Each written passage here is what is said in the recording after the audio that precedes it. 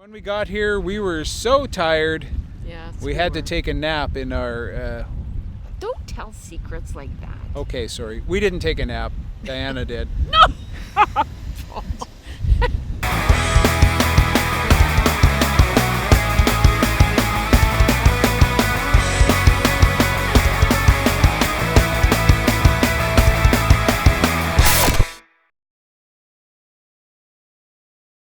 In late August and early September of 2019, we took a road trip through 4 provinces in eastern Canada: Quebec, New Brunswick, Nova Scotia, and Prince Edward Island. In this episode, we'll travel from St. John, New Brunswick to Lunenburg, Nova Scotia. We really enjoyed visiting St. John, New Brunswick, all the galleries, architecture, and pubs. But it was time to move to our next destination, Lunenburg, Nova Scotia. And to get there, we had to be up early to catch a ferry across the Bay of Fundy to Digby, Nova Scotia. We had a good rest last night, and we're up here at the crack of dawn, getting ready to go on the ferry over to Digby, Nova Scotia. Woohoo! Woohoo! So why the ferry? You can, after all, drive to Nova Scotia from St. John in just a few hours. And we were on a road trip. But really, when would we ever have a chance again to travel to Nova Scotia by sea? It sounded like a much better adventure than driving for a few hours. So we boarded the ferry, named Fundy Rose, and headed for the high seas.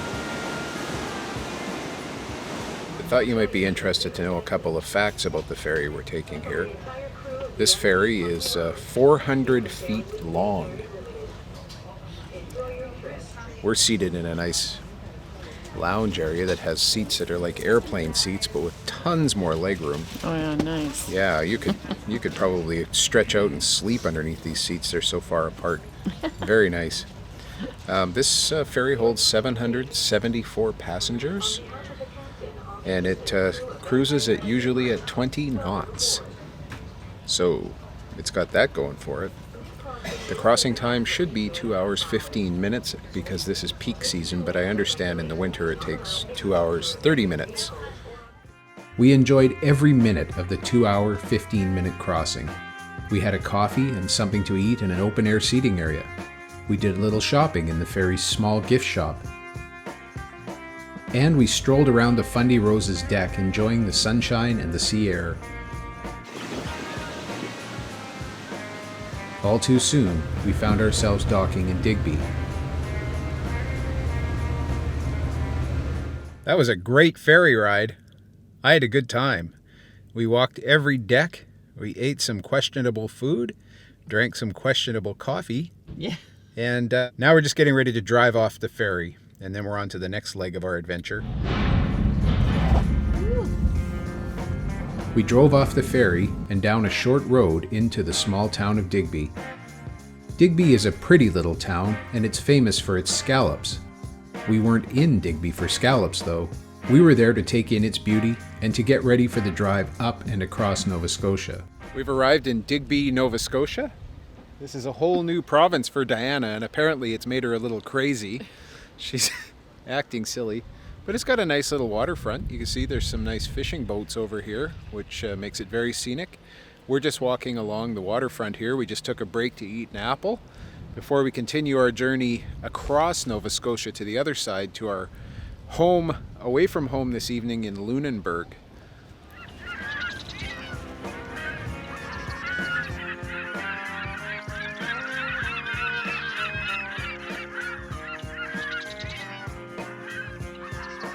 This is us being really smart here. We just dropped in at the Canadian Tire over there and we bought a little cooler. Then we dropped into the supermarket behind us and bought some groceries. And now we're equipped for road tripping. Anything good in there, Diana? Diana? Chocolate. Oh, that's an essential. You can't have a road trip without chocolate. What else do you have in there? Oh, we got some pops. That's a good thing to have. And we got some healthy stuff too. We got some oranges, we got some cucumber, we got some carrots, some apples, Pickles. some pickles. That's, a road trip essential. You can't leave home without pickles, kids. Don't do it. You could be out in the middle of nowhere and things looking grim. You're getting near the end. You might never see home again, but then you reach back behind you in the car and there's pickles. Oh. And cheese and bread. Cheese and bread. Wow. Yogurt. Our cooler overfloweth, literally. Anyway, we're going to load up, get back in the car, head north in Nova Scotia. Rather than just head straight across the peninsula to Lunenburg, we decided to drive up the west side of the province for a while. We stuck mostly to the secondary highway, drove slowly and took our time. And we were glad we did. The scenery was gorgeous, with lots of bucolic scenes and small towns filled with old, rambling houses.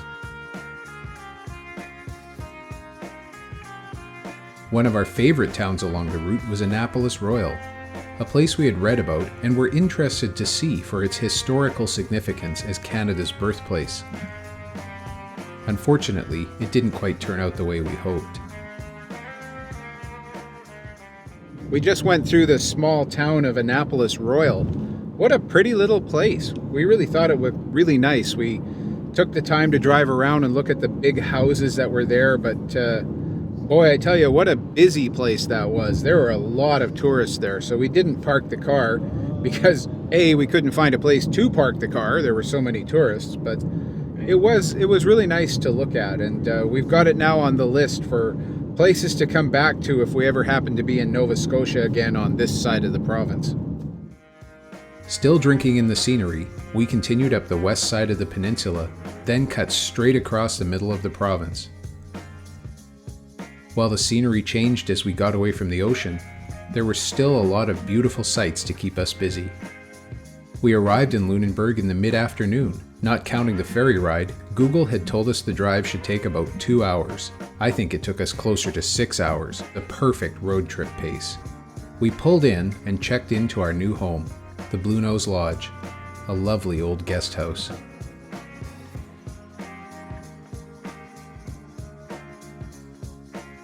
We settled in, cleaned up a bit, and went for dinner at the Knot Pub just across the street. The Knot was a great pub, and I was proud to buy a shirt from them to remember our visit. So we made it to Lunenburg. It took a while. It took a little bit of consulting Google to make sure that we got here, but as you can see in the background, that's Lunenburg.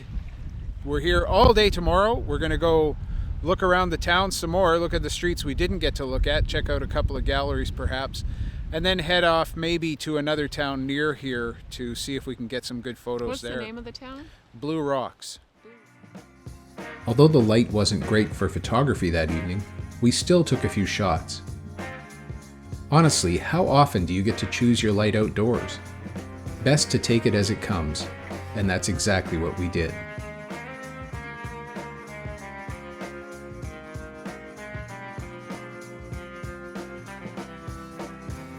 Our long day complete, we headed back to the Blue Nose Lodge for a well-deserved rest.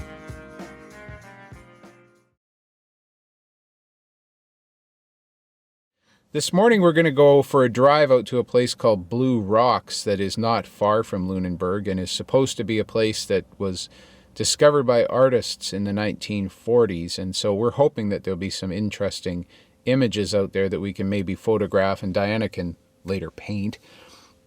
We're heading there to try to be there for low tide because that's the time they say you can best see the blue rocks that are at Blue Rocks. And we'll see if that's a lot of tourist hype or if there are actually some blue rocks out there.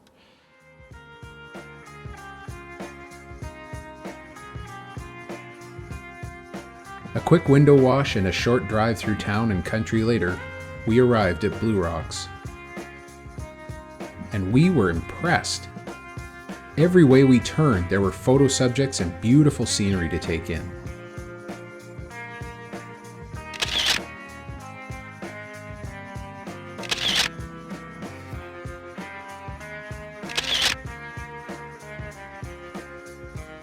Best of all, it was quiet. Nothing like the hustle and bustle of town. It made us very happy. It's really nice out here. Diana, your assessment of this place? It's beautiful, peaceful. Very peaceful. And the colors, I love the colors. Yeah, I'm these. wearing my sunglasses. Me too, but Perfect. when I had them off, I could see this. There's the yellow of the. Almost You see the orange. yellow orangish color of that. I don't know, seaweed. I guess it is, contrasted with the blues of the water and the sky. It's very And nice. the blue rock. And the blue rock, which is really kind of gray. it's kind of a grayish blue rock. But it's interesting, the rocks, some of them have turned, they almost look like old wood. Yeah, some of them do, like petrified wood. Yeah. Yeah, they look like they've been, I guess erosion has built tunnels into them, so they look like old And wood. there's some browns on it too, so it looks really Yeah. like wood. But if they're having a tourist area, they should have a washroom. Yeah, that's Diana's take on this, is that there ought to be a washroom out here. Anyway. Some big rocks. Yeah. Exploring further, we discovered that Blue Rocks had a few small businesses. One of those businesses was a charming small coffee shop in a store named General, as in the general store. The coffee was fantastic, and we were happy to try what another visitor told us were the best croissants in the world. I think he might have been right. That was a yummy croissant.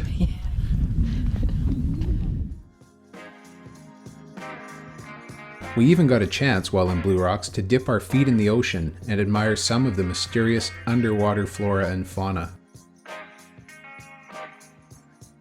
Then, all too soon, it was time to move on again. We found a neat road here from Blue Rocks to a place we think is called South Shore. At least that's what the name of the road was, South Shore Drive.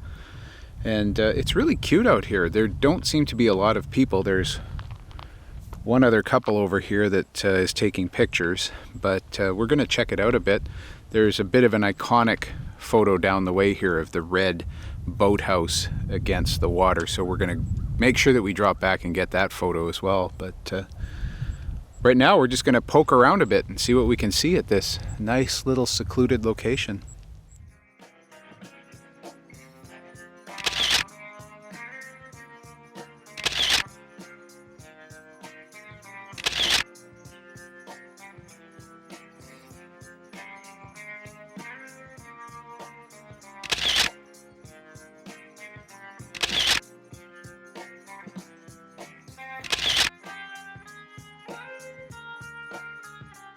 We even found an art gallery out at Blue Rocks, the Blue Hog Gallery. It was filled with photos and paintings, and is well worth a visit if you love art and you're in the area. If you need more convincing, they also have yummy barbecue to eat. Back in Lunenburg, we amused ourselves trying their unique street crossing system. And it worked. All the cars stopped for Diana. We rounded out the afternoon walking through the streets of Lunenburg. We found a lot of art galleries, more than we had expected to find, and enough to fill our creative tanks. For a small town, there was sure a lot of good art. We also found some fashionable boutiques, for women anyway, and Diana made a few purchases for her collection. When we weren't in galleries or stores, we enjoyed the bright, beautiful, and sometimes big buildings in Lunenburg.